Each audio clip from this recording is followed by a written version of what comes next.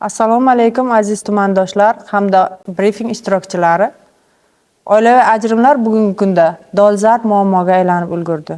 Jamiyatimizning eng og'riqli nuqtasi sanalib bormoqda. Yurtimizda ajrim yoqasiga kelib qolgan oilalarni asrab qolishga, bolalarni tirik yetim bo'lib qolishini oldini olishga davlatimiz tomonidan jiddiy e'tibor qaratilmoqda. Tahlillar shuni ko'rsatadiki, oilalarning ajralib ketishiga asosiy sabablardan biri bu er-xotin o'rtasidagi kelishmovchilik.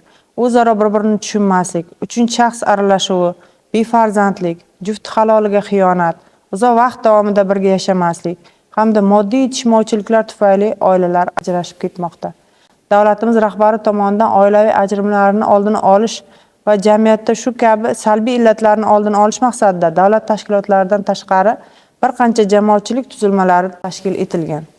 G'uzor tumanida Oila va xotin-qizlar bo'limi qoshida tashkil etilgan oilaviy qadriyatlarni mustahkamlash komissiyasi faoliyat olib bormoqda. Komissiya tomonidan ajrim yoqasiga kelib qolgan, sudlarda nizolashib yurgan oilalarning kelishmovchiligi muhokama qilinib, yarashtirish ishlari olib boriladi. Xuddi shunday komissiya har bir mahallada faoliyat olib bormoqda. Amalga oshirilgan ishlar natijasida o'tgan 2025-yilda tumanda 200 ga yaqin ajrim yoqasida turgan oilalar yarashtirildi. 500 ga yaqin bolalarning yetim bo'lib qolishini oldi olindi. Ajrashayotgan oilalarning 60% dan ko'prog'i 30 yoshga yetmagan yoshlar hisoblanadi. Bu shundan dalolat beradiki, shiddat bilan o'zgarayotgan, rivojlanayotgan bu davrda yoshlarda beqarorlik, mustaqil fikrga ega bo'lmaslik, ayniqsa oilaga mas'uliyatsizlik kuzatilmoqda.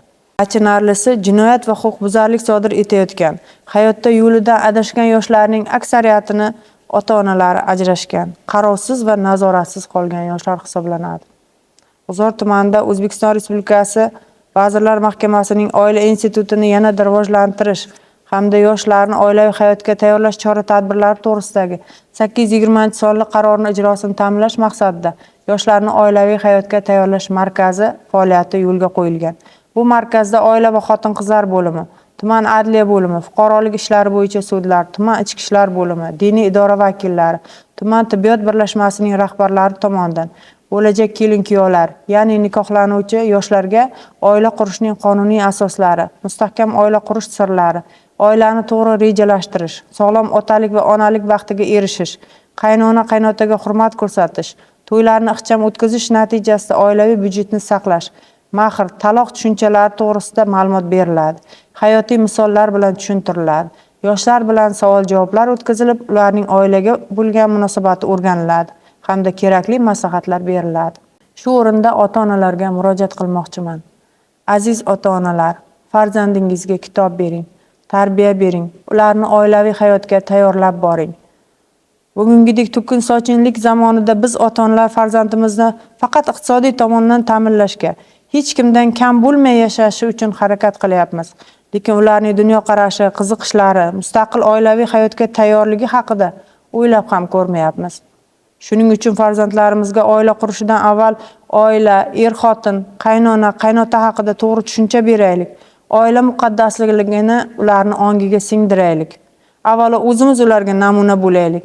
To'ydan keyin ayrim qaynonalar ostona xatlab kelayotgan farzandi tengi bo'lgan kelinni o'ziga raqib deb biladi. Bu mutlaqo noto'g'ri fikr. Sababi u kelinchak hali endi yangi hayotga qadam qo'ydi. Atrofdagilardan yordam va mehr kutadi. Siz unga avvalo mehr bering. U o'zini o'z uyidagidek his qilsin. Shundagina ota-onasini qanday xizmatini qilgan bo'lsa, sizga ham xuddi shunday munosabatda bo'ladi. Bilmaganini o'rgating, xato qilsa kechiring. Axir siz ham kelin bo'lgansiz, bilib-bilmay xatolarga yo'l qo'ygansiz. Azizlar, har bir oilaviy ajrimga jamiyatning katta fojiasi sifatida qaraladigan fursat yetib keldi.